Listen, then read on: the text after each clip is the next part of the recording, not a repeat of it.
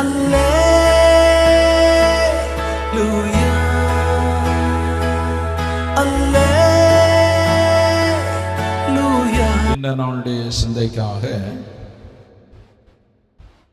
எசேக்கியா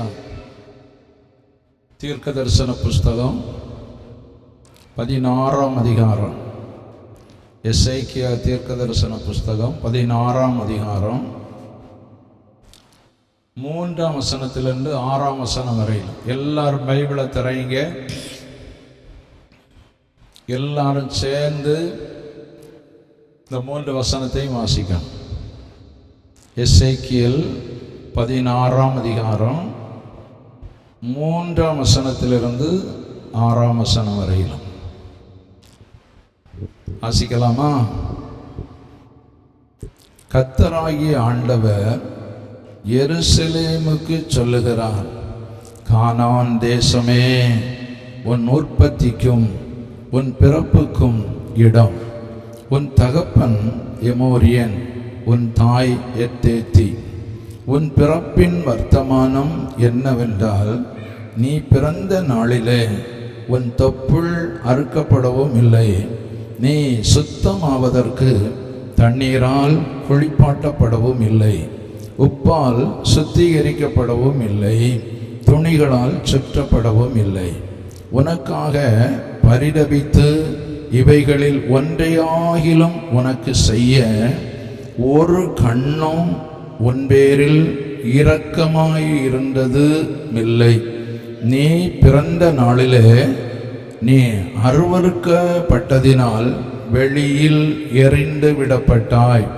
நான் உன் அருகே கடந்து போகும்போது மிதிக்கப்படுவதற்கு ஏதுவாய் நீ உன் இரத்தத்தில் கிடக்கிறதை கண்டு, உன் இரத்தத்தில் கிடக்கிற உன்னை பார்த்து பிழைத்திரு என்றேன்.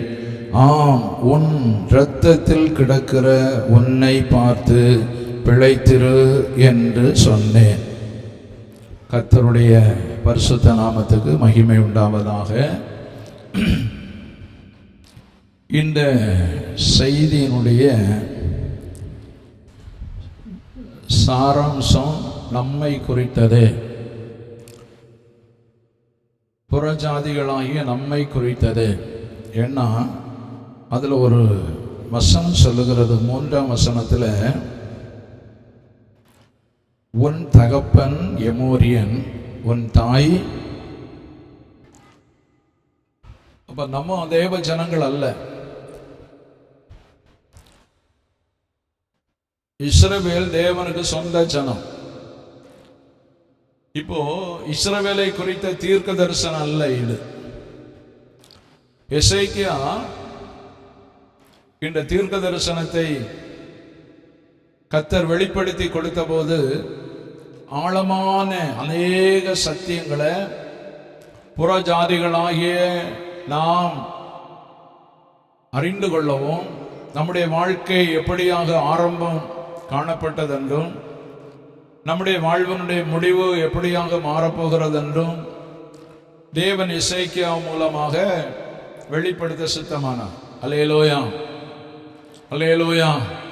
அப்ப தேவ பிள்ளைகளாகிய இந்த நாம் நம்முடைய வாழ்வில் நம்மிலே மேன்மை பாராட்ட நமக்கென்று ஒன்றும் இல்லை. நம்மிலே நாம் மேன்மை பாராட்ட நம்மிலே ஒன்றுமில்லை. ஏனென்று சொன்னால், நம்முடைய வாழ்வு நாம் தண்டனைக்கு உரியவர்களாகவே இந்த உலகத்திலே வாழ்ந்து கொண்டிருந்தோம். பாவத்தின் சம்பளம் மரணம் என்கிற தண்டனை நம்ம மேல இருந்தது. இங்கே மேலும் இதில் சொல்லப்பட்டிருக்கிறது, நீ உன் இரத்தத்தில் கிடந்தாய், மிதிக்கப்படுவதற்கு ஏதுவாய் நீ உன் இரத்தத்தில் கிடந்தாய் என்று சொல்லப்பட்டிருக்கிறது. அப்போ தேவனுடைய பிள்ளைகளாய் நமக்கு இது, நம்ம இதையெல்லாம் உணர மாட்டோம், நமக்கு இது தெரியாது. நம்ம இதை அறிந்து கொள்ளுகிறதற்கு ரொம்ப ரொம்ப ஆழமான அனுபவங்களை உடையவர்களுக்கு தான் இது புரிந்து கொள்ள முடியும். நம்ம வாழ்க்கையில் சில விடுதலைகள், சில ஆசீர்வாதங்கள், சில மேன்மைகள், சில நன்மைகள், இவைகளை நாம் எதிர்பார்த்து நாம் தேவ சமூகத்தில் வருவதுண்டு. ஆனால் ஆழமான சத்தியங்களை நாம் அறிந்து கொள்ளுகிறதற்கு அநேக நேரங்களில் நம்மாலே முடியாமல் போகிறது. வேதம் சொல்லுகிறபடி இன்னும் நாம் பாலை குடிக்கிறவர்களாகவே இருப்போமானா நம்மளே பலன் இல்லாமற் போகும். அதனால புஷ்டியான ஆகாரத்தை நாம் சாப்பிட பழகிறவர்களாக இருக்க வேண்டும் என்று பைபிளில் சொல்லப்பட்டிருக்கிறது. புஷ்டியான ஆகாரம் என்று சொன்னா ஆவிக்குரிய ஆழமான சத்தியங்களை நாம் அறிந்து கிறிஸ்துவில நாம் வளர்ந்து ஆண்டவராய் இயேசுனுடைய தலையோடு வளருகிறவர்களாக நாம் காணப்பட வேண்டியது மிகவும் அவசியமாக இருக்கிறது. அல்லேலூயா. அப்படிப்பட்ட ஒரு வாழ்வு தேவ பிள்ளைகளுக்குள்ளே காணப்பட வேண்டும். இந்த வசனம் சொல்லுகிறது, ஆண்டவருக்கு ஸ்தோத்திரம், உன் பிறப்பு இங்கே சொல்லப்பட்டிருக்கிறது எருசலேமே என்று சொல்லி தொடங்குகிறது. அல்லேலூயா. 3ஆம் வசனத்துல ஆண்டவராகிய கர்த்தராகிய ஆண்டவர் எருசலேமுக்கு சொல்லுகிறார். எருசலேமுக்கு சொல்லுகிறார், கானான் தேசமே உன் உற்பத்திக்கும் உன் பிறப்புக்கும் இடம். கானான் தேசமே. அல்லேலூயா, அல்லேலூயா. அப்போ கானான் தேசத்துல, கானான் தேசம் என்று சொல்லும் போது இப்போ கானான் தேசத்துல யார் இருக்கிறான்னா இஸ்ரவேல் ஜனங்கள், தேவனுடைய ஜனங்கள். அப்போ நம்ம இந்த கானான் தேசத்துக்கு உரியவர்கள் அல்ல.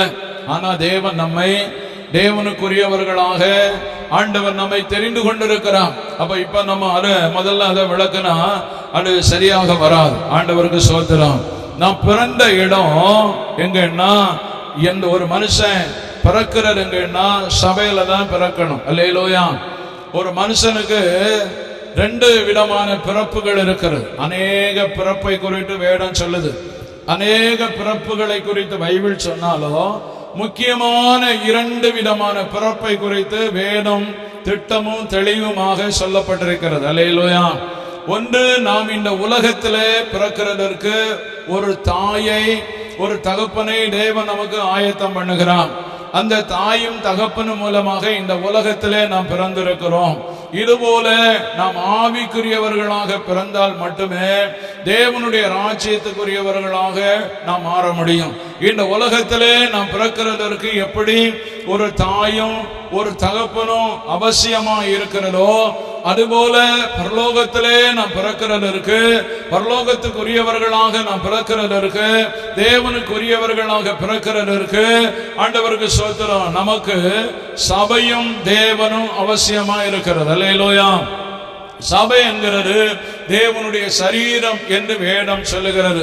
அப்போ நம்ம பிறக்கிறதற்கு, நம்ம ஆவிக்குரிய வாழ்வில் பிறக்கிறதற்கு, கிறிஸ்துவுக்குரியவர்களாய் பிறக்கிறதற்கு ஆண்டவருக்கு ஸ்தோத்திரம், சபை ஒரு தாய்க்கு நிழலாக சொல்லப்பட்டிருக்கிறது. அல்லேலூயா, அல்லேலூயா. இயேசு நமக்கு தெய்வமா இருக்கிறார், நமக்கு தகப்பனா இருக்கிறார். அவர் ஆண்டவருக்கு ஸ்தோத்திரம், அவருடைய வசனமாகிய விதையை நமக்குள்ளே சபைக்குள்ளே அனுப்புகிறதுனால சபையில அந்த விதை ஆகிய வசனம் இந்த சபையிலே கிரியை செய்கிறதுனால இந்த சபை அது ஒரு தாயாக உருவெடுத்து அநேகரை இந்த சபை பெற்றெடுக்கிறதை குறித்து இந்த வேதம் நமக்கு சொல்லுகிறது. அல்லேலூயா. ஆண்டவருக்கு ஸ்தோத்திரம். தேவனுடைய பிள்ளைகள் நம்முடைய வாழ்க்கையில நன்றாக அறிந்து கொள்ளணும். சபை என்று சொல்லுகிறது ஏதோ நம்ம ஞாயிற்றுக்கிழமை கூடி வந்து ஒரு ஆராதனை செய்து கடந்து போகிறதற்குரியது அல்ல. சபை, சபை என்று சொல்லுகிறது நான் கிறிஸ்துவுக்குள் பிறக்கிறதற்கு மூல காரணமா இருக்கிறது சபை. அல்லேலூயா. சபையிலே சபைக்கு தலைவர் கர்த்தரா இருக்கிறான். இந்த சபையிலே பிறக்கிறதற்கு பைபிளே சொல்லுது, இவர்கள் மாம்சத்தினாலும் இரத்தத்தினாலும் பிறக்கிறவர்கள் அல்ல. அல்லேலூயா. இவர்கள் எப்படிப்பட்டவர்கள் அல்ல. யோவான் எழுதின சுவிசேஷம் 1ஆம் அதிகாரம் 13ஆம் வசனத்திலே சொல்லப்பட்டிருக்கிறது.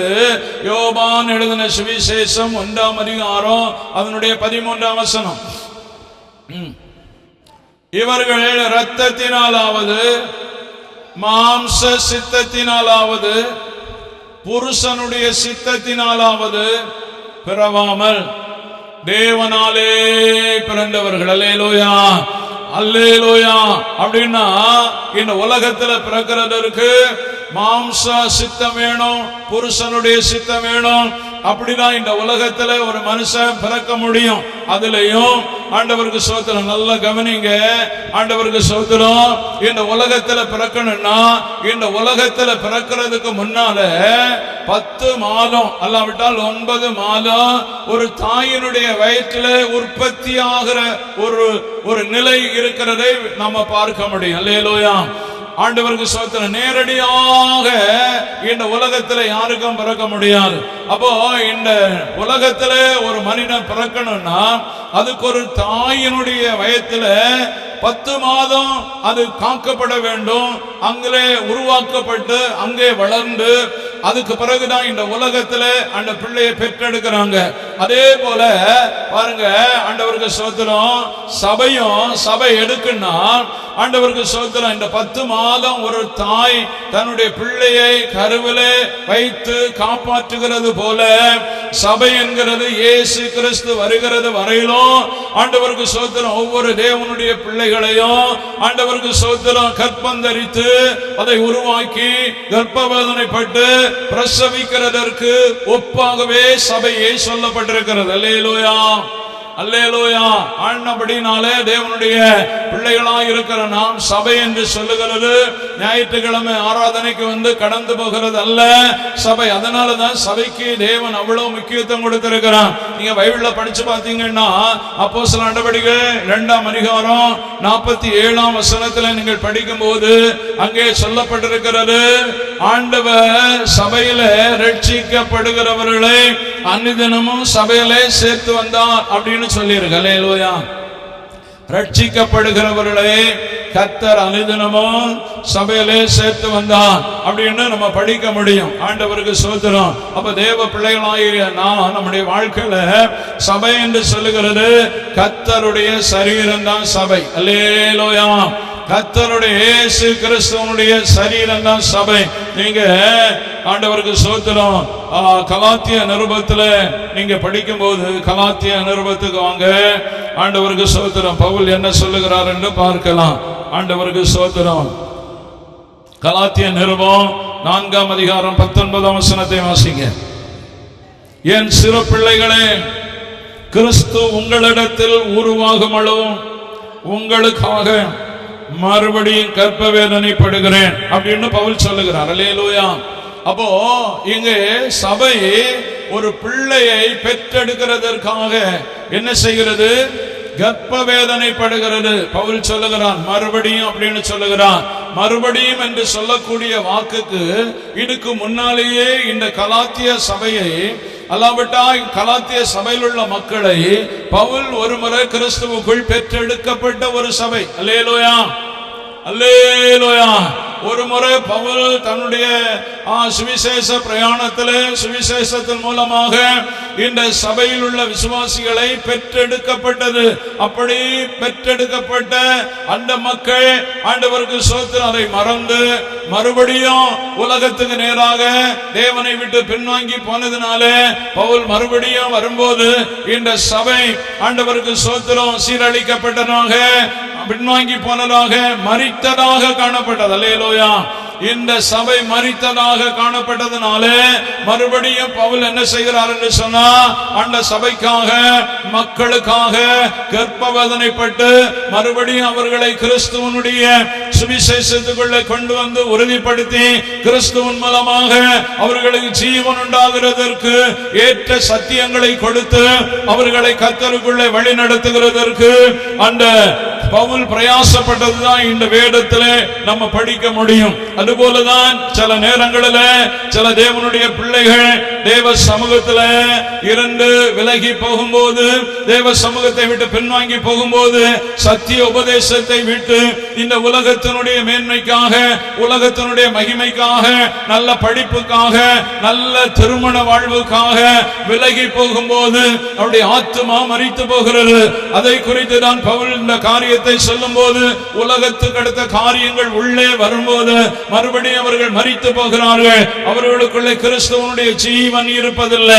இந்த கிறிஸ்துவனுடைய ஜீவன் மறுபடியும் உள்ளே வருகிறதற்காக பவுல் சொல்லுகிறார், மறுபடியும் நான் கர்ப்ப வேதனைப்படுகிறேன் என்று சொல்லி இங்கே போதிக்கிறதை நாம் பார்க்கிறோம். அல்லேலூயா. அதனால தேவனுடைய பிள்ளைகளே, நம்முடைய வாழ்க்கையில ஆண்டவருக்கு ஸ்தோத்திரம், தேவனுக்குள்ளாக கிறிஸ்துவுக்குள்ளாக நான் பிறக்கிறது என்று சொல்லும் போது, இந்த உலகத்திலே நாம் என்னென்ன இருக்கிறதோ அதையெல்லாம் ஒரு தாயினுடைய வயிற்றிலிருந்து பிறந்து வெளியே வந்ததுனால இந்த உலகத்துக்குரிய காரியங்களை நம்ம அனுபவிக்கிறோம்.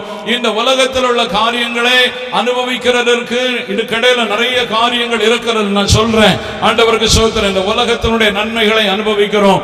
அதுபோல தேவனுக்குரியவர்களாக அந்த கிறிஸ்துவுக்குள்ள பிறக்கிறவர்களாக, அவர்கள் மாம்சத்தினாலும் இரத்தத்தினாலும் அல்ல, தேவனாலே பிறந்தவர்கள் தான் தேவனுடைய ராஜ்யத்துக்குரிய நன்மைகளை அனுபவிக்க முடியும். அல்லேலூயா. தேவனிலே பிறக்காதவர்களுக்கு தேவனுடைய ராஜ்யத்தினுடைய நன்மைகளை அனுபவிக்க முடியாது.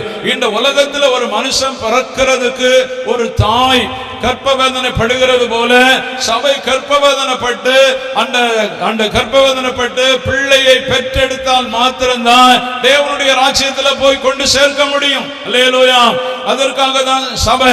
இந்த சபையில பாருங்க, இந்த உலகத்துல ஒரு பிள்ளையை எப்படி அதுக்கு பிறகு வளர்க்கிறாங்க, அந்த பிள்ளை பிறந்ததுக்கு பிறகு அதை எப்படி எல்லாம் வளர்க்கிறாங்க என்கிறது பிள்ளைகளை வளர்த்த உங்களுக்கு தெரியும். இதே போலதான் சபையும் ஒரு சிறு பிள்ளையா இருக்கும் போது அந்த பிள்ளைக்கு என்னென்ன தேவை என்பது அது சபைக்கு தெரியும், தாய்க்கு தெரியும், தகப்பனுக்கு தெரியும், தேவனுக்கு தெரியும், சபைக்கு தெரியும். அதனாலதான் சபையில உபதேசத்துக்கு கீழ்ப்படியணும், சபையினுடைய ஒழுங்குக்கு கீழ்ப்படியணும், சபையில தேவனுக்கு மகிமையான வாழ்வு வாழணும். அப்படி வாழும் போது நம்முடைய வாழ்க்கையை குறித்த பொறுப்பு, நம்முடைய வாழ்க்கையை குறித்த எதிர்காலத்தை குறித்த எல்லாவற்றையும் கர்த்தரை பொறுப்படுத்த நம்மை மேன்மையாய் நடத்த நம்முடைய தெய்வம் வல்லமையுள்ளவராய் இருக்கிறார். அல்லேலூயா.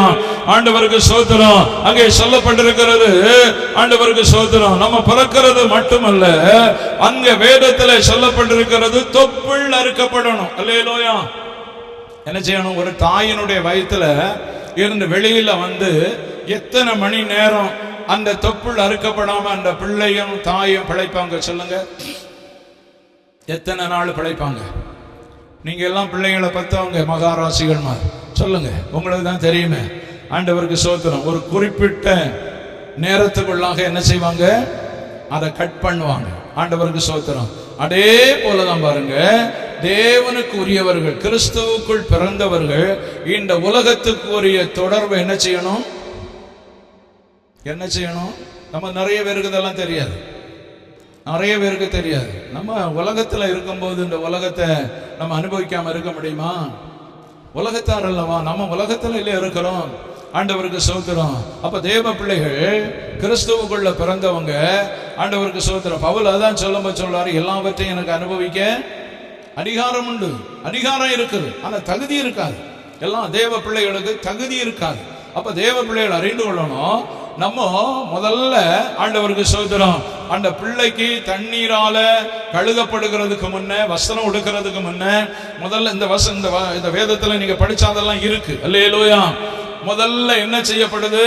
அந்த பிள்ளைக்கு எதுவும் செய்கிறதுக்கு முன்னால, அந்த பிள்ளைக்கு எதுவும் கொடுக்கிறதுக்கு முன்னால, எதுவும் செய்கிறதுக்கு முன்னால, பிள்ளை தாயினுடைய வயிற்றிலிருந்து வெளியில வந்த உடனேயே அந்த பிள்ளைக்கு முதல்ல செய்கிறது தொப்புளை கட் பண்றாங்க. ஆண்டவருக்கு ஸ்தோத்திரம். அப்ப இது வரையிலும் அந்த தாயின் மூலமா தான் அந்த பிள்ளை ஜீவனோட இருந்தது.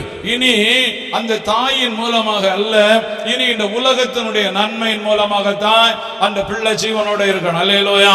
அதே போலதான் ஆண்டவருக்கு ஸ்தோத்திரம். இதுவரையிலும் நம்ம வாழ்க்கையில இந்த உலகத்தின் நன்மையினால நம்ம வாழ்ந்தோம். ஒரு மனுஷன் கிறிஸ்துவுக்குள்ள வந்ததுக்கு பிறகு அவன் தேவனுடைய நன்மையினால போஷிக்கப்படணும், பராமரிக்கப்படணும், ஆதரிக்கப்படணும், எல்லா விதத்துக்கும் தங்களை அதற்காக ஒப்பு கொடுக்கணும். அல்லேலூயா, அல்லேலூயா. எல்லாருக்கும் பரலோகம் கிடைக்காது பாருங்க, எல்லாரும் பரலோகத்துக்கு போய் சேர முடியாது. ஆண்டவருடைய வசனம் தெளிவாக நமக்கு சொல்லுகிற அந்த வசனத்தை தொடர்ந்து வாசிங்க. அங்கே 4ஆம் வசனம் சொல்லுது, உன் பிறப்பின் வர்த்தமானம் என்னவென்றால், நீ பிறந்த நாளிலே உன் தொப்புள் என்ன செய்யல? அறுக்கப்படல. ஆண்டவரே ஸ்தோத்திரம். அப்படின்னா நான் கேட்கிறேன், இந்த வசனம் சொல்லுது நீ பிறந்த நாளில உன் தொப்புள் அறுக்கப்படல அப்படின்னு சொல்லி இருக்கு. அப்ப பிறந்த நாளில தொப்புள் அறுக்கப்பட வேண்டியது மிக அவசியம். நான் பிழைக்கணும்னா, நான் ஜீவனோட இருக்கணும்னா தொப்புள் அறுக்கப்படணும். அல்லேலூயா. தாய்க்கும் பிள்ளைக்கும் இருக்கிற அந்த தொடர்பு கட் பண்ணப்படணும். அப்போ ஒரு தேவ பிள்ளை இந்த உலகத்துல தேவனுக்கு உரிய ஒரு வாழ்க்கை வாழணும்னா இந்த உலகத்தோடு உள்ள தொடர்பை கட்டாக்கணும். அல்லேலூயா. உலகத்துக்கு நமக்கும் ஐக்கியம் இல்லைன்னு பைபிள் சொல்லுது. உலகத்துக்கு நமக்கும் சம்பந்தம் இல்லை. உலகத்துல தான் வாழுகிறோம். ஆனா நான் உலகத்துக்குரியவர்களாய் அல்ல, தேவனுக்குரியவர்களாய் வாழுகிறதற்காக தான் இவ்வளவு பெரிய ரட்சிப்பை தேவன் நமக்கு கொடுத்திருக்கிறார். அல்லேலூயா, அல்லேலூயா. ஆனபடினால தேவனுடைய பிள்ளைகள் மறுபடியும் நாம் இந்த உலகத்தோடு இணைந்து வாழ, உலகத்தோடு ஒட்டி வாழ நாம் விரும்புவோமானா நம்முடைய ஜீவனுக்கு ஆபத்து. ஒரு பிள்ளைக்கு ஜீவனுக்கு ஆபத்து. அதே போலதான் நம்முடைய ஆவிக்குரிய வாழ்வை தேவனுக்குரியவர்களாய் வாழ முடியாது. உலகத்துக்குரியவர்களாய் மாறிவிடுவோம். உலகத்துக்குரியவர்களாய் மாறுகிறதற்கு பாருங்க, இயேசு இந்த உலகத்தில் வாழ்ந்த நாட்களில் அநேக சத்தியங்களை சொல்லி வரும்போது, என் மாம்சத்தை புசித்து என் ரத்தத்தை பானம் பண்ணுகிறவனுக்கு தான் ஜீவன் உண்டு சொன்னார். இப்படி இந்த உபதேசத்தை கேட்ட அநேகர் பின்வாங்கி போயிட்டாங்க. இயேசுனுடைய மாம்சத்தை புசிக்கணுமா, இயேசுனுடைய ரத்தத்தை பானம் பண்ணணுமா, அப்படி பானம் பண்ணினால்தான் அவருக்குள்ள இருக்க முடியும், அவரு நமக்குள்ள இருப்பான் அப்படிங்கிற சத்தியத்தை இயேசு சொன்னப்போ நிறைய பேர் பின்வாங்கி போனாங்க. போனவங்க போனாங்க. இயேசு மீதி 2 சீசர்களை பார்த்து ஒரு கேள்வி கேட்டான், நீங்களும் போக? அப்போ பேதுரு உடனே ஒரு பதில் சொல்லுகிறான், யாரிடத்துல போவோம்? உம்மிடத்துல நித்திய ஜீவன் வசனம் உண்டு. அல்லேலூயா. அப்ப பாருங்க தேவன் பிள்ளைகளே, ஆண்டவருக்கு ஸ்தோத்திரம். நம்ம நல்ல சத்தியத்தை அறியணும். பாருங்க பைபிளே சொல்லுது, சத்தியத்தையும் அறிவீர்கள், சத்தியம் உங்களை விடுதலையாக்கும். அப்ப சத்தியத்தை நம்ம அறியணும். சத்தியத்தை நம்ம அறிகிறதற்கு சத்தியத்துக்கு நம்முடைய இருதயத்தை திருப்பணும். சத்தியத்துக்கு நம்முடைய இருதயத்தை திருப்பினா சத்தியத்தை கேட்க கேட்க நம்முடைய வாழ்க்கை விடுதலையாக்கப்பட்டு கொண்டே இருக்கும். நம்முடைய வாழ்க்கையில் இருக்கிற எல்லா பாவங்கள், பாவ சுபாவங்கள், பாவையின் அடிமைத்தனத்தின் வல்லமைகள், பிசாசின் ஆதிக்கங்கள் எல்லாவற்றிலிருந்தும் தேவன் நமக்கு விடுதலை கொடுத்து கொண்டே இருப்பான். அப்படிப்பட்ட ஒரு உன்னத வாழ்வு வாழுகிறதற்காக தான் தேவன் நம்மை தெரிந்து கொண்டிருக்கிறார். அல்லேலூயா. அதனால தேவனுடைய பிள்ளைகளாகிய நாம் அறிந்து கொள்ளணும், நம்முடைய வாழ்க்கை கிறிஸ்துவுக்குள்ளே பிறந்தது. ஒண்ணு நம்ம இப்ப படிச்சோம், யோவான் 1ஆம் அதிகாரம் 13ஆம் வசனத்துல, இவர்கள் மாம்சத்தினாலும் அல்ல, புருஷனுடைய சித்தத்தினாலும் அல்ல, ஆண்டவருக்கு ஸ்தோத்திரம், இரத்தத்தினாலும் அல்ல, இவர்கள் தேவனாலே பிறந்தவர்கள். அல்லேலூயா, அல்லேலூயா. யோவான் எழுதின சுவிசேஷம் 3ஆம் அதிகாரம் 6ஆம் வசனத்தை வாசிங்க. மாம்சத்தினால பிறப்பது மாம்சமாயிருக்கும், ஆவியினால பிறப்பது ஆவியாயும் இருக்கும். அல்லேலூயா, அல்லேலூயா. மாம்சத்தினால் பிறப்பது மாம்சமாயிருக்கும், ஆவியினால் பிறப்பது ஆவியாயிருக்கும் என்று இயேசு சொன்னார். அப்போ நம்ம ஒரு முறை மாம்சத்துல பிறந்துட்டோம். ஒரு முறை எப்படி பிறந்துட்டோம்? மாம்சத்துல பிறந்துட்டோம். ஆனா இனி நம்ம மாம்சத்துல பிறக்கிறதற்கு விரும்பக்கூடாது. இன்னும் நம்ம மாம்சத்துல பிறக்கிறதற்கு நாம் விரும்பக்கூடாது. இனி நம்ம பிறக்க வேண்டியது ஆவியினாலே பிறக்கிற ஒரு வாழ்வு. அல்லேலூயா. என்ன வாழ்வு? ஆவியினாலே பிறக்கிற வாழ்வு. அதுக்கு என்ன செய்யணுமா? அந்த வசனமே சொல்லுது. 3ஆம் அதிகாரம் 5ஆம் வசனத்தை வாசிங்க. இயேசு பிரதியுத்தரமாக, ஒருவன் ஜலத்தினாலும் ஆவியினாலும் பிறவாவிட்டால் தேவனுடைய ராஜ்யத்தில் பிரவேசிக்க மாட்டான் என்று மெய்யாகவே மெய்யாகவே நான் உங்களுக்கு சொல்லுகிறேன். இயேசு மெய்யாகவே மெய்யாகவே என்று ஒரு சத்தியம் போட்டாருன்னா அந்த சத்தியத்தை ஒருவராலும் மாற்ற முடியாது. அல்லேலூயா.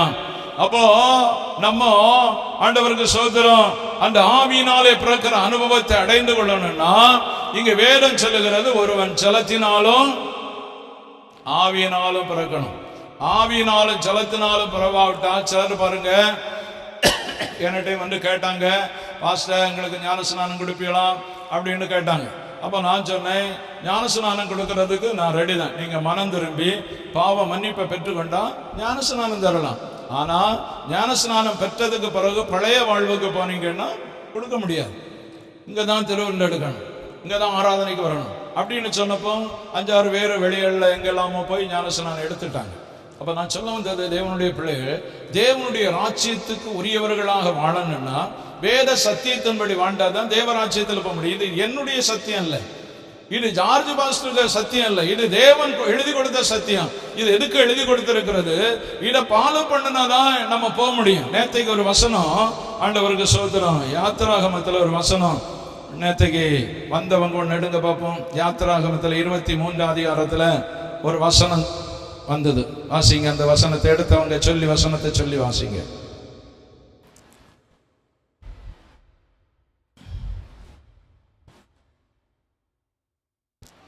இதுதான் புக்கு கொண்டு வரணும், நோட்டு கொண்டு வரணும் எல்லாம் சொல்லுது.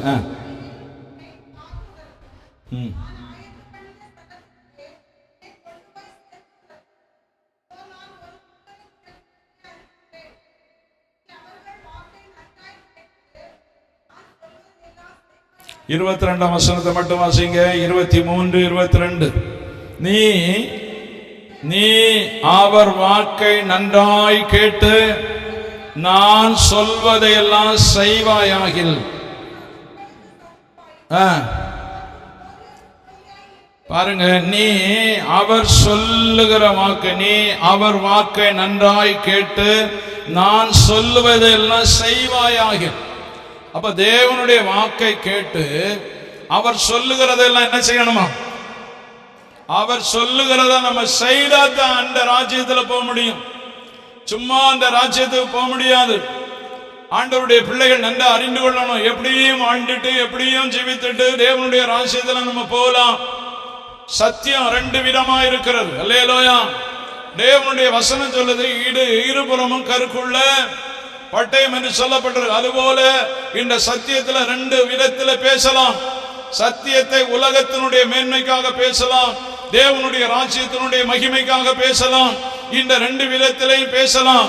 ஆனா இன்றைக்கு தேவனுடைய ராஜ்யத்தினுடைய மேன்மையை நாம் அடைந்து கொள்ளுகிறதை குறித்ததான வெளிச்சம் அநேகருக்கு இல்லாததுனால உலகத்துல கர்த்தர் நம்மை விடுவிப்பார், நம்மை சுகமாக்குவார், நமக்கு நன்மை செய்வார், நம்மோடு கூட இருப்பார் என்கிற அதே சத்தியத்துல மட்டும் நின்று கொண்டு தேவனுடைய மகிமையான சத்தியங்களை அறிவிக்காம, சொல்லாம, வெளிப்படுத்தாம, ஆண்டவர் சொன்னாலும் கூட இது மனுஷர்களுக்கு இடரல் உண்டாக்கும் என்று சொல்லி மறைச்சு வைக்கிற ஒரு உலகத்துல தான் நம்ம வாழுகிறோம்.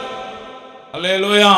அதனால ஆண்டவர் சொல்றார், என் வாக்கை கேட்டு என் சத்தியத்தின்படி நடந்தா தான் எங்க போய் சேர முடியும்? கானானுக்குள்ள. அல்லேலூயா.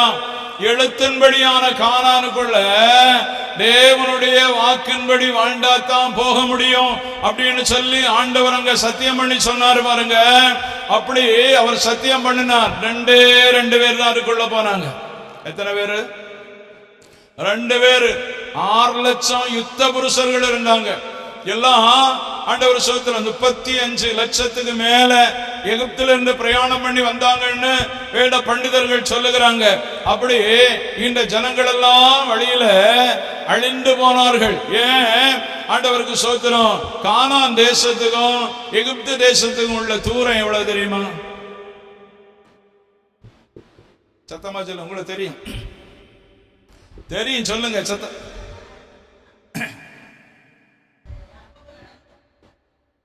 ஆண்டவருக்கு ஸ்தோத்திரம். அல்லேலூயா.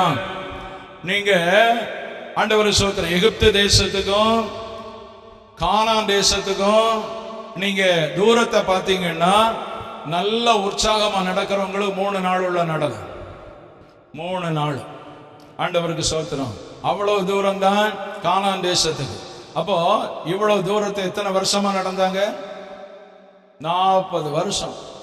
40 வருஷம். ஏன் தேவன் அப்படி நடத்தினாருன்னா, ஆண்டவருடைய வார்த்தைக்கு கீழ்ப்படியாதவங்க எல்லாம், தேவ சித்தத்துக்கு மாறாக செயல்பட விரும்பினவங்க எல்லாம், சுபாவத்தில் மாற்றம் வராதவங்க எல்லாம் வழியில மடிந்து போகிறது வரையிலும் தேவன் அந்த தேசத்துக்குள்ள கொண்டு போகல.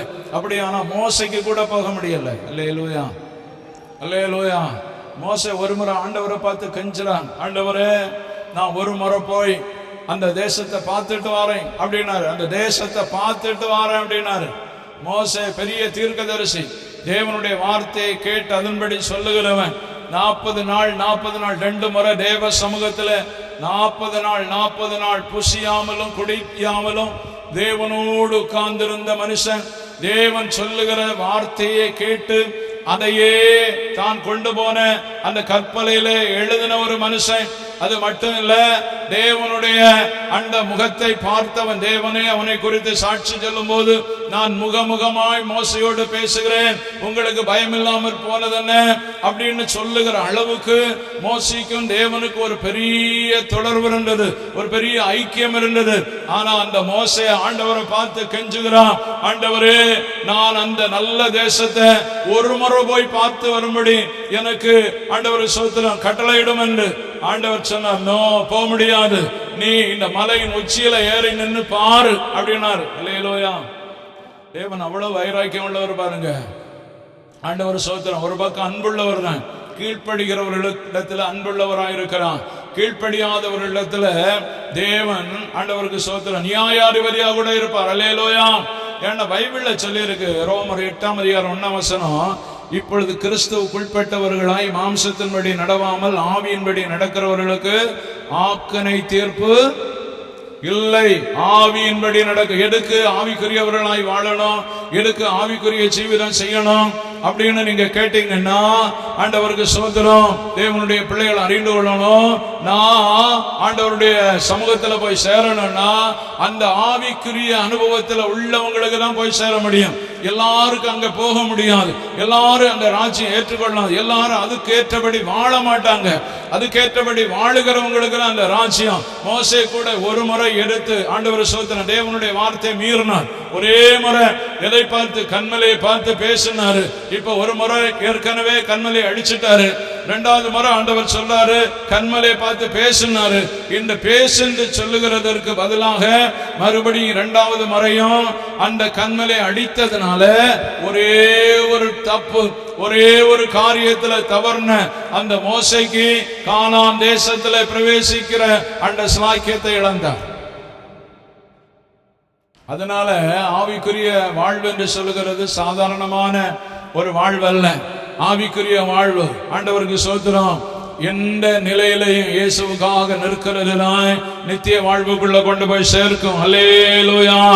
ஆண்டவருக்கு சோத்திரம். அதனாலதான் இங்க தொப்புள் அறுக்கப்படணும். தொப்புள் அறுக்கப்படுகிறது எடை காண்பிக்கிறது. இந்த உலகத்திற்கும் நமக்கும் உள்ள ஒரு வேறுபாட்டை காண்பிக்கிறது. லேவியராகமம் 20ஆம் அதிகாரம் 26ஆம் வசனத்துல படிச்சீங்கன்னா, லேவியராகமம் 20ஆம் அதிகாரம் 26ஆம் வசனம். எல்லாரும் வேத புஸ்தகத்தை திறந்து இந்த வசனங்கள் இருக்குதான்னு நீங்க பார்க்கணும். ஆண்டவர் சோத்திரம். தொப்புள் அறுக்கப்படுகிறது நமக்கும் இந்த உலகத்துக்கும் ஒரு வேறுபாடை காட்டுகிறது. வாசிங்க. நான் பரிசுத்தராய் இருக்கிறபடினாலே நீங்களும் எனக்கேற்ற பரிசுத்தவான்களாயிருக்கும்படி, நீங்கள் என்னுடையவர்களாயிருக்கும்படி உங்களை மற்ற ஜனங்களை விட்டு பிரித்தெடுக்கப்பட்ட ஒரு ஜனம்தான் தேவ ஜனம். மற்ற ஜனங்களை விட்டு பிரித்தெடுத்தேன் என்று ஆண்டவர் சொல்லுகிறார். அல்லேலூயா. அப்ப தேவ பிள்ளைகள் இந்த பிறப்பு என்று சொல்லும் போது ஆண்டவருடைய பிள்ளைகள் ஆண்டவருடைய சமூகத்துல எப்படிப்பட்ட அனுபவம் அப்படின்னா, தேவனுக்குரியவர்களாக தேவன் நம்மை வேறுபடுத்துகிறார். மற்ற ஜனங்களை விட்டு நம்மை வேர் பிரிக்கிறான். வேர் பிரிக்கப்பட்ட ஜனம் யாருடைய ஜனம்னா, நீங்கள் என்னுடையவர்களாயிருக்கும்படி. அல்லேலூயா. அல்லேலூயா. யாருக்கு பரலோகம் போக முடியும், யாருக்கு பரலோக ராஜ்யத்தை தருவான், யாருக்கு அந்த ராஜ்யத்துல நுழைய முடியும், யார் அந்த ராஜ்யத்தை சொந்தமாக்க முடியும் அப்படின்னு கேட்டீங்கன்னா, ஆண்டவருக்கு சோத்திரம், தேவனுக்கு உரியவர்கள் மட்டும்தான். தேவனுடைய வசனத்தை கேட்டு அதற்கு ஒப்பு கொடுத்து கீழ்ப்படுகிறவர்களுக்கு மட்டும்தான், வேர் பிரிக்கப்பட்ட மக்களுக்கு மட்டும்தான். இந்த உலகத்தோடு நம்ம இணைந்து வாழுகிறவர்களுக்கு அல்ல, உலகத்தை ஒட்டி கொண்டிருக்கிறவர்களுக்கு அல்ல. உலக சிநேகம் தேவனுக்கு விரோதம் விரோதமான பகை என்று வேதம் சொல்லுகிறது. அப்போ உலக சிநேகத்துக்கு தேவ பிள்ளைகளுக்கு ஒரு வித்தியாசம் உண்டாகணும். உலகத்தார் வாழுகிறது போல தேவ பிள்ளைகள் வாழக்கூடாது. உலகத்தை ஆண்டவர் ஸ்தோத்திரம், உலக மனுஷர் சிநேகிக்கிறது போல நாமும் உலகத்தை நாம் நேசித்து வாழக்கூடாது. அல்லேலூயா. அதனுடைய 27ஆம் வசனத்தை வாசிங்க.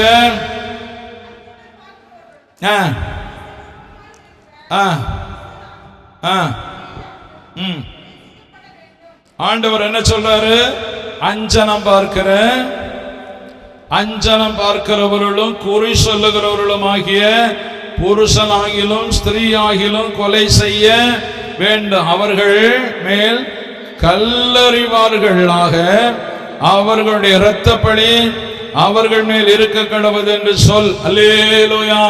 பழைய ஏற்பாட்டிலேயே அஞ்சனம் பார்க்கிறவங்க குறி சொல்றாங்க. இன்னைக்கு நிறைய ஆவிக்குரியவங்க கூட அஞ்சனம் பார்க்கிறவங்களா இருக்கிறாங்க, குறி கேட்கிறவங்களா இருக்கிறாங்க.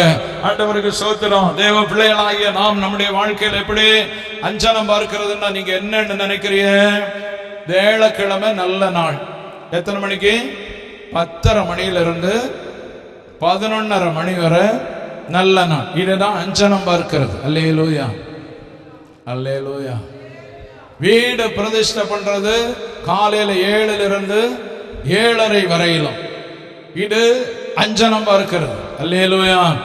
அப்போ இந்த நாளை நியமித்த தெய்வம் எல்லா நாளும் நல்ல நாள்னு தான் ஆண்டவர் நியமித்தார். அல்லேலூயா. நல்ல நாள் கெட்ட நாளையும் நியமிச்சது யாரு? வேர் பிரிச்சது யாரு? தேவன் அல்ல, மனுஷன்தான். தங்களுக்கு நல்லதுன்னு தோணுனத அவங்க வேறு பிரிச்சாங்க. தேவன் எல்லா நாளும் நல்ல நாள்னு தான் ஆண்டவருக்கு ஸ்தோத்திரம் படைச்சாரு. ஆண்டவர் ஸ்தோத்திரம். பாருங்க, நான் இந்த வீடு கட்டி வீடு பிரதிஷ்டை பண்ணது கருநாள். ஆண்டவர் ஸ்தோத்திரம். கருநாள் எனக்கு கருநாள்னா எல்லாரும் வருவாங்க. அதுதான் என்னுடைய மீனிங். கருநாள்னா வேலை இருக்காது அரசாங்கத்துல, அதனால எல்லாரும் வருவாங்க அப்படின்னு கருநாளா வச்சேன். அதனால என்னுடைய சகோதரி ரட்சிக்கப்பட்டு ஞானஸ்நானம் பெற்று ஜுவல்ஸ் ஒன்று இல்லாம வாழ்ந்த என்னுடைய சகோதரி வரவே இல்லை. என்ன கேட்டதுக்கு என்ன பதில் சொன்னா, நீ கருநாளில் வீடு வச்சா யார் உனக்கு வீட்டுக்கு? என வீட்டுக்கு இயேசுநாதர் வந்தா பாதம். அல்லேலூயா, அல்லேலூயா. அப்படிதான் சொன்னான் ஆண்டவர் ஸ்தோத்திரம். அப்ப தேவ பிள்ளைகள் நிறைய பேரு இப்படிதான் செய்யறாங்க. பாருங்க, திருமணம் நடத்துறது செவ்வாய்க்கிழமை நடத்த மாட்டாங்க. ஆண்டவர் ஸ்தோத்திரம். வெள்ளிக்கிழமை வைக்க மாட்டாங்க, சனிக்கிழமை வைக்க மாட்டாங்க. எனக்கு குடும்பக்காரங்க எல்லாம் ஞாயிற்றுக்கிழமை தான் வைப்பாங்க. அதனால நான் ஒரு கல்யாணத்துக்கும் போனதும் இல்லை. ஆண்டவருக்கு ஸ்தோத்திரம். அப்ப தேவ பிள்ளைகள் ஒன்னு அறியணும். தேவன் உண்டு பண்ண நாள் பார்க்கிறவங்க, நேரம் பார்க்கிறவங்க, இவங்க எல்லாம் தேவனுடைய ராஜ்யம் கல்லறியணுமா, கல்லறிஞ்சு கொல்லணுமா. இங்க எத்தனை பேர் ஜீவனோட இருப்பீங்க? இங்க வந்திருக்கிற எத்தனை பேர் ஜீவனோட இருப்பீங்க? யோசித்து பாருங்க. ஆண்டவருக்கு ஸ்தோத்திரம். அல்லேலூயா. அதாகும் பிரமாணம். இந்த பிரமாணத்தின்படி இன்னைக்கு எத்தனை கிறிஸ்தவங்க வாழ்றாங்க? யோசித்து பாருங்க. அப்போ தேவ பிள்ளைகளாகிய நாம் நம்முடைய பரிசுத்தத்தை காத்துக்கொள்ளணும். தேவன் பரிசுத்தராக இருக்கிறது போல நாமும் நம்முடைய ஜீவனம் முழுவதும் பரிசுத்தமா இருக்க ஆண்டவன் நம்மை உலகத்தை விட்டு பிரித்தெடுத்தார். ஏன் உலகத்தை விட்டு பிரித்தெடுக்கணும்? உலகத்தாரால கரைபடாமல் இருக்கிறதற்காக தான் தேவன் நம்மை உலகத்திலிருந்து பிரித்தெடுக்கிறார். அல்லேலூயா. உலகத்தாராலே கரைபடாமல் இருக்க. நீங்க 4 பேர் சேர்ந்து, உலகத்தார் 4 பேர் சேர்ந்து இருக்கிற இடத்துல ஆவிக்குரிய ஒருத்தர் போய் பாருங்க, அங்கே பல வார்த்தைகள் பேசப்படும், உங்க செவியில கேட்கலாம். அல்லேலூயா. அப்ப அந்த வார்த்தைகள் உங்களை கரைபடுத்த கூடும். அல்லேலூயா. அந்த வார்த்தை உங்களை தேவனை விட்டு பிரிக்க கூடும். தேவனுடைய அந்த பரிசுத்தம் உங்களை விட்டு விலகி போகக்கூடிய வார்த்தைகள் அங்க கேட்கப்படும். அங்க சில காரியங்கள் செய்ய அனுமதிக்கப்படுவாங்க. பாருங்க, ஆண்டவருக்கு ஸ்தோத்திரம். ஒரு முறை ஒரு ஸ்தோத்திரம் ரட்சிக்கப்பட்டு ஞானஸ்நானம் பெற்று, நான் ஞானஸ்நானம் கொடுத்தது அந்த சகோதரிக்கு, அந்த ஒரு பிள்ளை. அப்போ அவ பிள்ளையா இருந்தா. ஆண்டவருக்கு ஸ்தோத்திரம். காலேஜில் ஏதோ படிச்சுட்டு இருந்தான். ஞானஸ்நானம் கொடுத்தேன். ஜுவல்ஸ் ஒன்று அன்னைக்கு அவ போடலை. ஜுவல்ஸ் போடாம ஞானஸ்நானம் எடுத்தான். அவ்வளோ வைராக்கியமா வசனத்தை கேட்டு. அப்போ எடுத்தா கொஞ்ச நாள் கழிச்சு நான் அந்த ஊழியத்திலிருந்து விலைக்கு வந்துட்டேன். அதுக்கு பிறகு கொஞ்ச நாள் கழிச்சு பார்த்தா கல்யாணம் நடந்திருந்தேன். கல்யாணம் நடந்திருக்கும்போ ஆண்டவருக்கு ஸ்தோத்திரம். ஒரு நாள் நான் பார்க்குறேன், காலில் என்ன இருக்கு? காலில் மிஞ்சியா, பேர் என்னது? பெட்டியா, சாவப்பட்டியா? ஓ மெட்டி மெட்டி மெட்டி இல்லையா? மெட்டி தானே, மெட்டி மிஞ்சி ஏதோ ஆண்டவர் சோதனை. நான் சொல்றேன் பெட்டியும் பெட்டியும் மிஞ்சி. மிஞ்சின்னா என்ன? மிஞ்சி போறது. அப்போ எனக்கு சங்கடமா இருக்கு, எனக்கே சங்கடமா இருக்கு. நான் ஜுவல்ஸ் போடாதவங்களுக்கு ஞானஸ்நானம் கொடுக்காதவன் அல்ல, ஜுவல்ஸ் போட்டிருக்கிறவங்களுக்கு ஞானஸ்நானம் கொடுக்குறவன். ஆண்டவர் சோத்திரம். அப்போ அந்த பிள்ளை அன்னைக்கு அவ்வளோ வைராக்கியமா நின்னா, உடனே கலத்துனா. ஞானஸ்நானம் எடுக்கிறதுனா இப்படிதான் எடுக்கணும்னு சொல்லி அவளே கலத்துனா. நான் சொன்னதே இல்லை. கொஞ்ச நாள் கழிச்சு பார்த்தா, ஏன்னா அவங்களுக்கு அந்த குடும்பத்தில் உள்ள உறவினர்கள் அவங்கள போல இவங்கள போல அப்படின்னு சொல்லி அவங்கள திருப்பி அந்த வழியில, பழைய வழியில கொண்டு போயிட்டாங்க. மாம்சத்துக்குரியவர்களாக மாறிட்டு எனக்கே வருத்தமா இருந்தது. இயேசுநாதருக்கு எவ்வளவு வருத்தம் இருக்கும் யோசித்து பாருங்க. அல்லேலூயா. நான் தர்மபுரியில ஊழியம் செய்யும் போது இந்த என்ன ஒன்னு அடிப்பான் இல்லை இடத்துக்கு பேர் என்ன, யோசித்து பாருங்க. இதெல்லாம் தேவன் விரும்புவாரா? அப்ப இன்னைக்கு நிறைய பேர் இப்படிதான் போறாங்க. தேவன் எதற்காக நம்மை தெரிந்து கொண்டார், எதற்காக நம்மை ரட்சித்தார், எதற்காக தேவனுக்காக நாம் வாழ்றதுக்காகவே தேவன் உலகத்திலிருந்து நம்மை தெரிந்து கொண்டாராம். அல்லேலூயா, அல்லேலூயா. 1 யோவான் 5ஆம் அதிகாரம் 18ஆம் வசனத்தை வாசிங்க. 1 யோவான் 5ஆம் அதிகாரம் 18ஆம் வசனம்.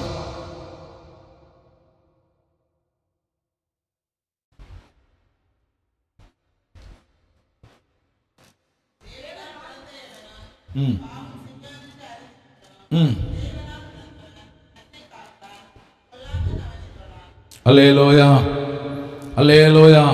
இங்க என்ன வேதம் சொல்லுது? வேதம் நமக்கு என்ன சொல்லுது? தேவனால் பிறந்த எவனும் அவன் என்ன செய்வானா? பாவம் செய்யான். தேவனால் பிறந்தவன் தன்னை காக்கிறான், பொல்லாங்கன் அவனை தொடான்.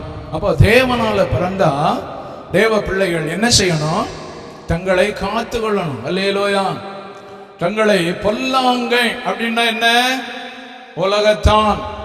உலகத்தில் கிரியை செய்கிற ஆவிகள், அது நம்ம தாக்க கூடாது, அதுக்கு நம்ம காக்கப்படணுமா? அல்லேலூயா. அப்போ தேவனுடைய பிள்ளைகள் நம்முடைய வாழ்க்கையில தேவனால் பிறக்கிறவன் தன்னை காத்துக்கொள்ளும். முதல் பகுதி சொல்லுது, தேவனால் பிறந்தவன் எவனும் பாவம் செய்யான் என்று வேதம் சொல்லுது. தேவனால பிறந்த, உண்மையாய் தேவனால பிறந்த ஒரு மனுஷன் என்ன செய்ய மாட்டான்? அதுக்கு பிறகு என்ன செய்ய மாட்டான்? தேவனால பிறந்தவன் பின்ன பாவம் செய்ய போக மாட்டான். ஆண்டவர் எவ்வளவு பிரச்சனை வரட்டும், எவ்வளவு கஷ்டம் வரட்டும், ஆண்டவர் சோதரன். எனக்கு தெரிந்த ஒரு சகோதரன் சவுதி அரேபியாவில் நாங்க 2 பேரும் ஒன்னா இருந்தோம். என்னை விட ஒரு 10-15 வருஷத்துக்கு முன்ன போனவர். 39 வருஷம் சவுதி அரேபியாவில் இருந்திருக்கிறார். 39 வருஷம் சவுதி அரேபியாவில் இருந்து சம்பாதித்தவர் என்ன போல இல்லை. எனக்கு 700 ரியால் சம்பளம் இருக்கும்போது அவருக்கு 1500 ரியால் சம்பளம் இருக்கு. அவரு 1500 ரியால் சம்பளம், அதுக்கு பிறகு கும்பளம், நிறைய வேலை வெளியில போய் செய்வார். அவருக்கு இந்த அலுமினிய வேலை, இது வெளியில கான்ட்ராக்ட் எடுத்து வெளியில போய் செய்வார் நைட் எல்லாம். அப்படி நிறைய சம்பாதிச்சார். மருதங்கோட்டில் உள்ளவர் தான் பாருங்க. ஆண்டவருக்கு சோத்திரம். நான் சொன்னேன், பிரதர் கம்பெனியில இருந்து பொருள் எடுத்துட்டு போவார். எனக்கு வீட்டில் கூட ஒரு மேசை கிடக்கு, அலுமினிய பாப்ரிகேஷன்ல ஒரு மேசை அவர் செய்தது வந்து இப்போவும் சூப்பராக தான் இருக்கு. அதுக்கு அன்னைக்கு 25-30 வருஷம் இருக்கும் அது செய்தது. 30 வருஷத்துக்கு முன்ன அன்னைக்கு 5000 ரூபா வாங்கினார். 30 வருஷத்துக்கு முன்ன. ஆண்டவர் சோத்திரம். பாருங்க, யோசித்து வர இன்னைக்குன்னா 50,000க்கு மேலே வரும். அப்போ இதை போல அங்கே இருந்து பாருங்க, டெம்போ கணக்கில் பெரிய டெம்போ கூம்பாரம் ஏற்றி ஏர்போர்ட்ல இருந்து கொண்டு வருவார். இப்போ நான் சொல்றேன், பிரதர் இது நல்லதல்ல, இது நல்லதல்லன்னு எல்லாம் சம்பாதிச்சாரு. கோடிக்கணக்கில் சம்பாதிச்சாரு. நிறைய நிலம் வாங்கி போட்டாரு.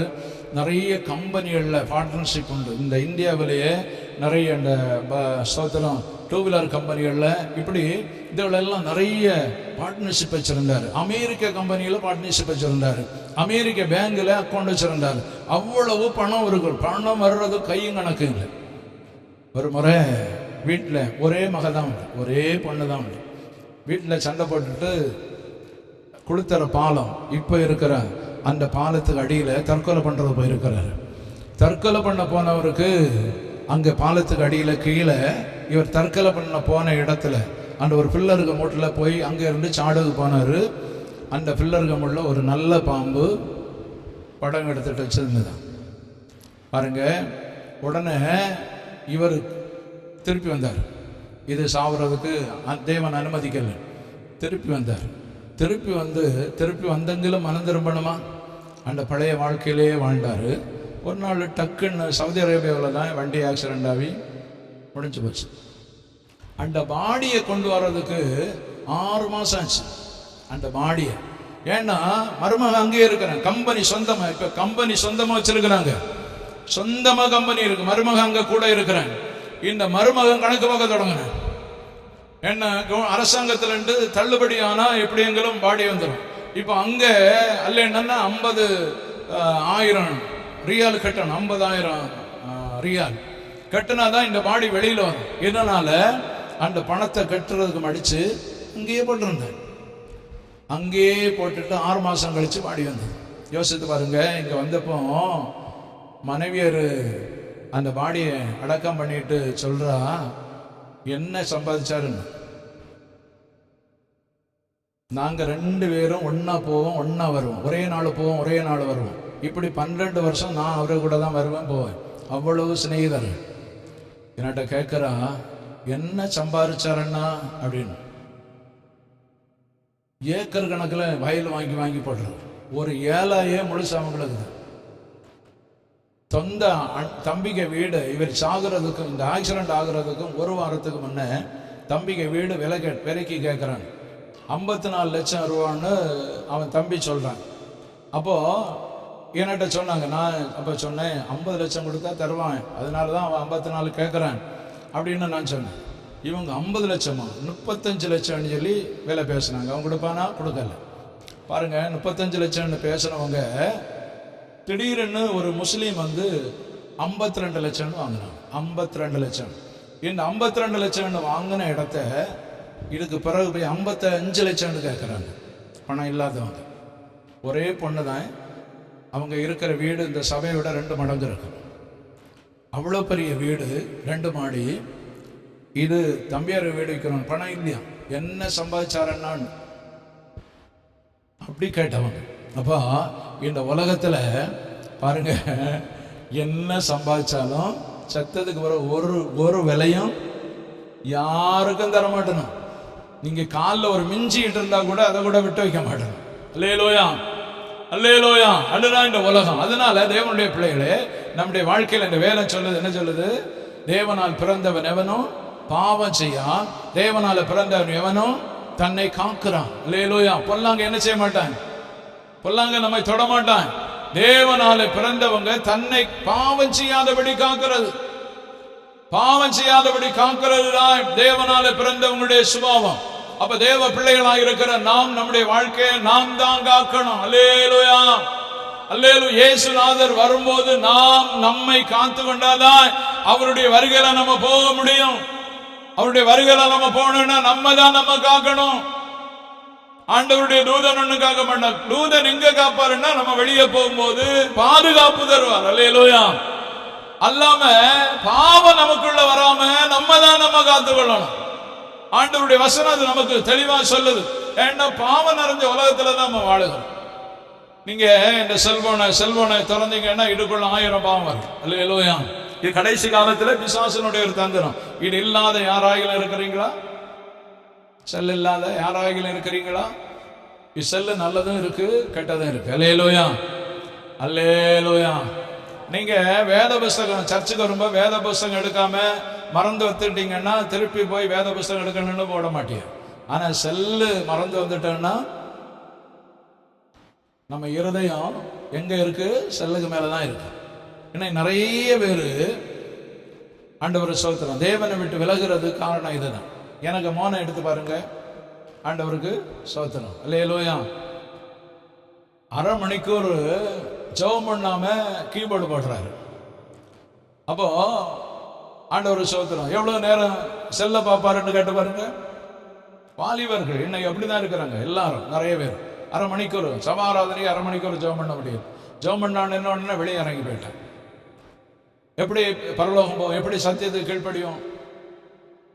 சத்தியம் எங்க இருக்கு? அல்லேலூயா.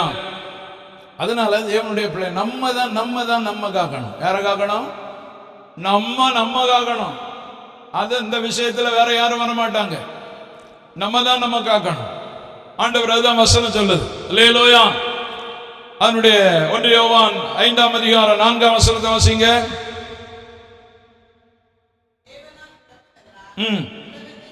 தேவனாலே பிறப்பதெல்லாம் உலகத்தை ஜெயிக்கும். நம்முடைய விசுவாசமோ உலகத்தை ஜெயிக்கிற ஜெயம். நம்முடைய விசுவாசம் இந்த உலகத்தை, நமக்குள்ள இருக்கிற விசுவாசம், நமக்குள்ள விசுவாசம் இருக்கு, தெய்வீக விசுவாசம், தேவன் மேல உள்ள விசுவாசம். இந்த விசுவாசம் நம்ம இந்த உலகத்தில் ஜெயமாய் நடத்தும். அல்லேலூயா, அல்லேலூயா. அப்ப தேவ பிள்ளைகள், நம்ம தேவனுக்குரியவர்கள், மகிமைக்குரியவர்கள். அந்த மேன்மையை இழந்து போகக்கூடாது. ஆண்டவருடைய வசனம் தெளிவா சொல்லுது. என்ன சொல்லுது? ஒரு முறை கூட வாசிங்க. தேவனால் பிறப்பதெல்லாம் உலகத்தை ஜெயிக்கும். நம்முடைய விசுவாசமே உலகத்தை ஜெயிக்கிற ஜெயம். தேவனால பிறந்தது உலகத்தை ஜெயிக்கும். நம்முடைய விசுவாசமே உலகத்தை ஜெயிக்கிற ஜெயம். 5ஆம் அதிகாரம் 1ஆம் ஒரு வசனத்தை கூட வாசிங்க. ஜோமன் 5:1.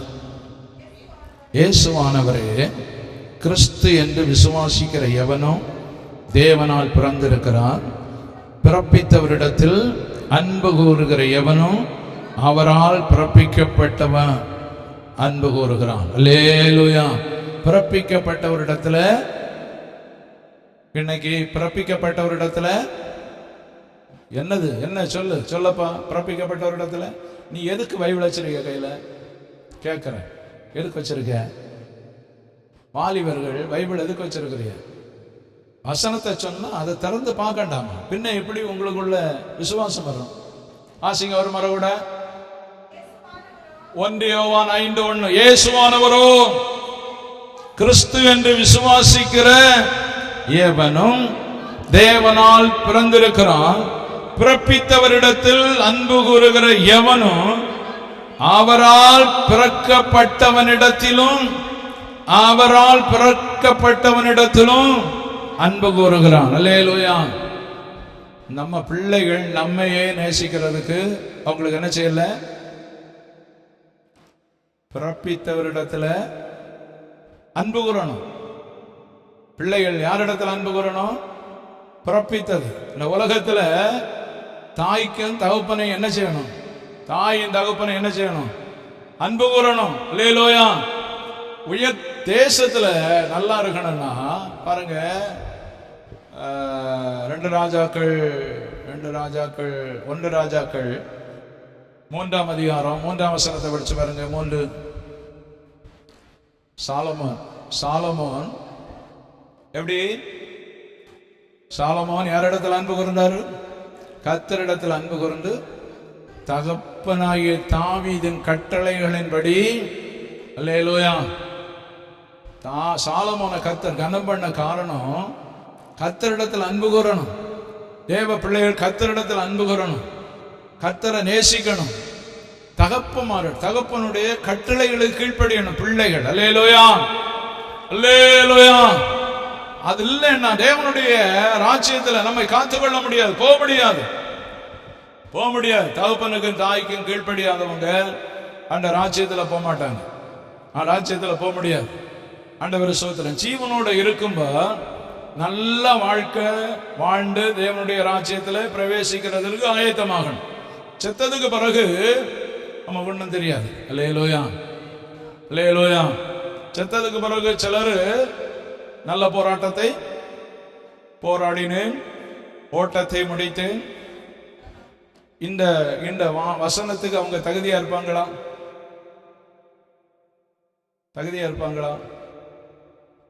அநேகருடைய கல்லறையில் இது கிடக்கு. ஆனா வாழ்க்கையில இயேசுக்கு அவங்களுக்கு சம்பந்தமே இருக்காது. தேவ பிள்ளைகள் நம்மை காத்துக்கொள்ளணும். 2வது தேவனிடத்தில் அன்பு கூறணும். தேவனால பிறந்தவர்களிடத்திலையும் தேவனால பிறப்பிக்கப்பட்டவர்களிடத்திலையும். அப்படின்னா என்ன? சகோதரங்களிடத்துல, தேவ பிள்ளைகளிடத்துல ஒருவருக்கொருவர் அன்பு கூறணும். இப்படி அப்படிப்பட்ட ஒரு அனுபவம் தேவ பிள்ளைகளுக்குள்ள இருக்கணும். நம்ம எல்லாரும் ஜெபம் பண்ண போறோம். இந்த பிரசங்கத்தினுடைய கால் பகுதினாச்சு. ஆண்டவருக்கு சித்தானா இன்னும் இந்த பிரசங்கத்தை அடுத்த வாரம் பண்ணுவேன். ஆண்டவர் ஸ்தோத்திரம். அல்லேலூயா. இது பெரிய ஆழமான சத்தியம். ஆனால் அடுத்த வாரம் எனக்கு ஆண்டவர் ஸ்தோத்திரம் நீங்கள் ஜெபம் பண்ணுனா இந்த ஆண்டவரே சத்தியத்தை வெளிப்படுத்தாருன்னு கேட்டீங்கன்னா தான் வரும். அல்லங்கி இது வராது எனக்கு. ஏன்னா நான் ஒரு முறை ஒரு காரியத்தை குறித்து மறுபடியும் நான் பேசினது சுருக்கம் தான். ஆண்டவர் ஸ்தோத்திரம். தேவன் எனக்கு அவ்வளோ ஏவுதல் தந்தாதான் பேசியிருக்கிறேன். எல்லாரும் கண்களை மூடுவோமா? எல்லாரும் ஒப்பு கொடுக்கலாம். தெய்வ பிள்ளைகளாகிய